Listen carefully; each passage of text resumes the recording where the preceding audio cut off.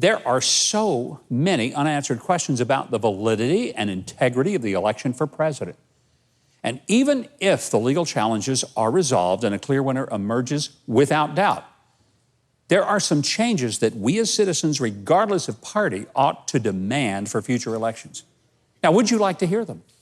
Yes. Good, because I'm going to share them with you anyway, so I'm glad you wanted to hear them. All right, here's the first thing. We ought to give as much credence to polls as we would to a Ouija board or a $10 fortune teller at the county fair, okay?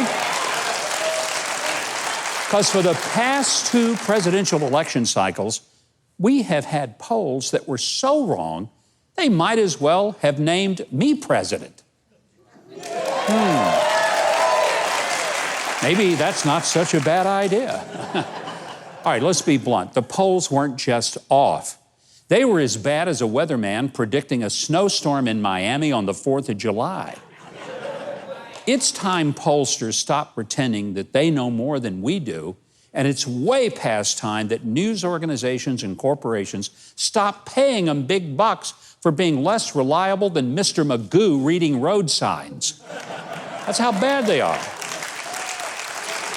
I mean, their methods are outdated, and some use reporting of polls as a fundraising tool or as a means of voter suppression. But the polling business has become as useless as the business of selling rotary dial phones with a party line. And there's only a handful of us here who even know what that is.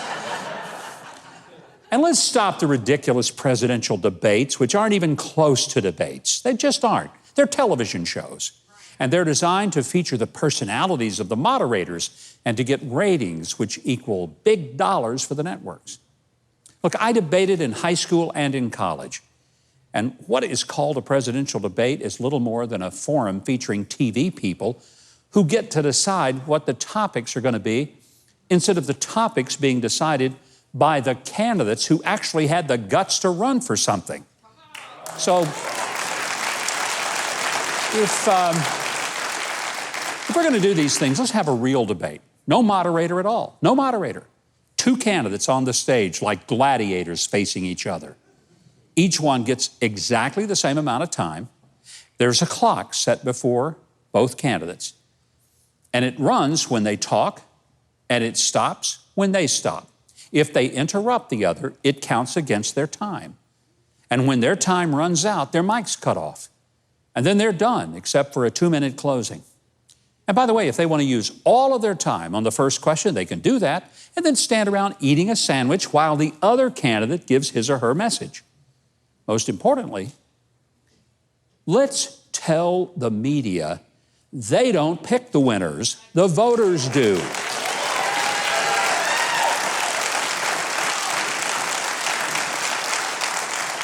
I am sick of the so-called decision desk of some news organization projecting the winner. Now imagine if LSU and Arkansas are playing in the SEC championship. I say imagine because neither one of them are headed there this year, I'm pretty sure.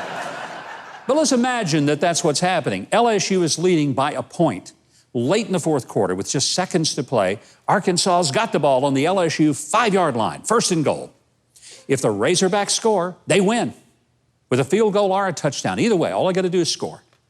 Suddenly, out of the stands, a fan wearing an LSU jersey rushes to the field and announces, "All right, the game is over. I'm calling it for LSU. Forget the clock or even the referees. I've decided it's over." Would anyone accept that? No. Of course not.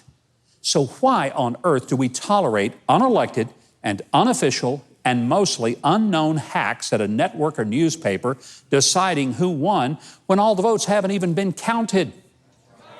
Folks, I have read, thank you. I've actually read the Constitution thoroughly, and there's nothing in there that even suggests that elections are decided when the media makes an announcement. So I started by asking if you wanted to hear my ideas to reform the system. Aren't you glad you said yes?